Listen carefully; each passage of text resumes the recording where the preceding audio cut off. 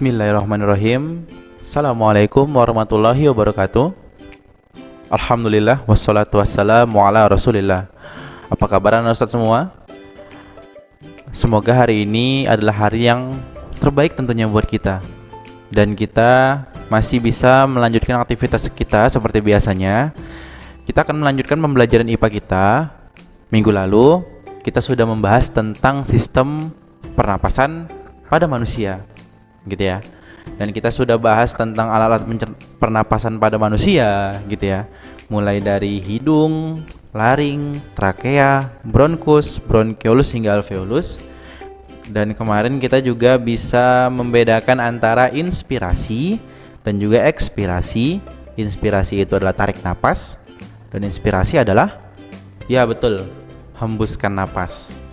Dan kita juga kemarin sudah bahas beberapa gangguan pernapasan ya. Di antaranya ada influenza, asma, TBC, ada kanker juga.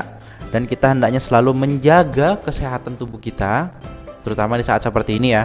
Kita harus sering olahraga, minimal berjalan kaki pada pagi hari, dan hindari asap rokok baik dari orang lain, terutama kita jangan pernah merokok ya. Kemudian kita bisa minum atau makan makanan yang sehat untuk menjaga tubuh kita. Jadi hari ini anak-anak Ustadz sekalian, kita akan coba membahas tentang sistem pernapasan pada hewan. Nah, jadi ini kita akan coba bahas mengenai hewan-hewan yang ada di bumi ini ya. Kita akan coba pilih hewan-hewan tertentu sehingga kita mudah untuk mempelajarinya. Dan kenapa kita harus belajar ini? Tentunya adalah agar kita paham ya, paham tentang sistem pernapasan yang ada pada hewan. Kalau pada hewan itu bermacam-macam, dan tentunya kita bisa bersyukur pada Allah Subhanahu wa taala. Allah menciptakan hewan-hewan yang unik di dunia ini sehingga kita dapat mempelajarinya. Baik, kita mulai dengan mengucap lafaz basmalah anak-anak Ustadz. Bismillahirrahmanirrahim. Nah, jadi sambil kita belajar, kalian bisa buka buku kalian yang ada di halaman 24 sampai dengan 26. Nah, di situ akan tertulis materi mengenai sistem pernapasan pada hewan. Dan untuk materi ini, untuk video ini, Ustadz akan coba ringkas materinya dari buku kalian juga, sehingga kita mudah untuk mempelajarinya. Seperti belajar umum ya. Baik, kita masuk pertama mengenai pernapasan pada mamalia. Nah, jadi mamalia atau hewan menyusui, seperti contohnya ini pada kuda ya. Pada kuda, dia bernapas dengan, iya betul, bernapas dengan paru-paru, sama seperti kita, manusia. Jadi untuk organ pernapasannya hampir sama, ada trakeanya, ada bronkusnya, ada bronkiolusnya, ada alveolusnya, gitu ya. Nah, kemudian kalau pada burung, nah burung ini unik. Dia punya yang namanya kantung udara, ya. Kantung udara atau bahasa lainnya pundi-pundi udara. Nah, jadi dia punya paru-paru dan juga pundi-pundi udara. Kalau paru-parunya dia pakai saat nggak terbang. Jadi kalau dia lagi nengger di pohon, dia pakai paru-paru. Tapi kalau misalkan dia lagi terbang, dia akan pakai pundi-pundi udaranya. Jadi di pundi-pundi udara ini tersimpan udara cadangan yang bisa dipakai saat terbang. Jadi bayangin ya, kalau misalkan kita lagi nih mobil nih, gitu kan, kita buka jendela, kemudian kita keluarkan kepala kita, pasti kenceng banget anginnya, gitu ya. Susah napas pasti. Bayangin kalau burung terbang, kenceng banget terbangnya. Pasti dia susah napas ketika lagi terbang. Nah, makanya ketika lagi terbang, dia akan bernapas menggunakan udara yang ada di pundi-pundi udaranya. Kalau habis, diturun dong, bertengger sehingga bisa mengisi pundi-pundi udaranya, gitu. Nah, selanjutnya pada kata. Nah, kata ini dia unik ya. Dia mengalami dua fase kehidupan, ya, fase larva dan fase dewasa. Kalau fase larva yang kita sebut dengan berudu atau kecebong, dia akan bernapas menggunakan insang. Tapi insangnya beda ya sama ikan ya. Kalau ini dia insang luar namanya. Nah, ketika sudah dewasa, dia akan bernapas dengan paru-paru. Insangnya kemana? Insangnya hilang seiring berkembangnya tubuh katak itu, yang kita sebut dengan apa? Iya, metamorfosis. metamorfosis. Oke, kemudian kalau pada ikan, kita semua sudah tahu ya, ikan bernapas dengan paru-paru, dengan menggunakan insang, ya. Insang ini unik, dia bisa ngambil oksigen dalam air. Jadi oksigen yang ada dalam air bisa diambil melalui insang, ya. Nah, makanya insang ini kalau nggak ada pada ikan, maka ikan nggak bisa bernapas di dalam air. Nah, kemudian kalau pada cacing ini dia bernapas dengan kulit, betul. Kenapa dengan kulit? Karena dia nggak punya paru-paru, nggak punya insang, gitu ya.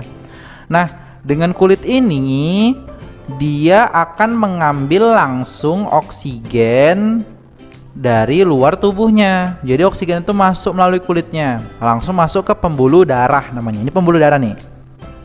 Nah, kemudian ya CO2-nya keluar juga melalui pembuluh darahnya dan langsung ke kulit. Karena kulitnya tipis banget, pori-porinya bisa masuk udara, sehingga udara itu bisa langsung keluar masuk melalui kulitnya. Oke. Kemudian ada serangga. Nah, kalau serangga dia bernapas dengan apa? Betul, dengan trakea namanya. Nah, jadi trakea ini nanti terhubung sama satu sama lain, membentuk yang namanya saluran pernapasan, ya. Kita sebut apa tadi? Trakea. Belalang punya hidung nggak? Nggak punya, gitu ya. Nggak punya hidung dia. Jadi dia udaranya itu masuk melalui lubang-lubang kecil yang ada di tubuhnya. Namanya apa? Ya, ini namanya spirakel. Ini lubang spirakelnya ya. Jadi spirakel ini di sini keluar masuknya oksigen maupun CO2. Good. Oke, kita lanjut ya. Nah, ini adalah kesimpulan dari pembelajaran kita hari ini. Kalian berhasil, kalian sudah memahami untuk organ-organ pernapasan pada hewan. Nah, dari ikan tadi ya, ikan bernapas dengan insang. Katak atau berudu bernapas dengan paru-paru dan insang luar, gitu ya. Kalau kadal dengan paru-paru, burung tadi paru-paru dan pundi udara. Kalau kuda tadi dengan ya paru-paru, cacing tanah dengan kulit, dan belalang dengan trakea. Good. Kita lanjut ya.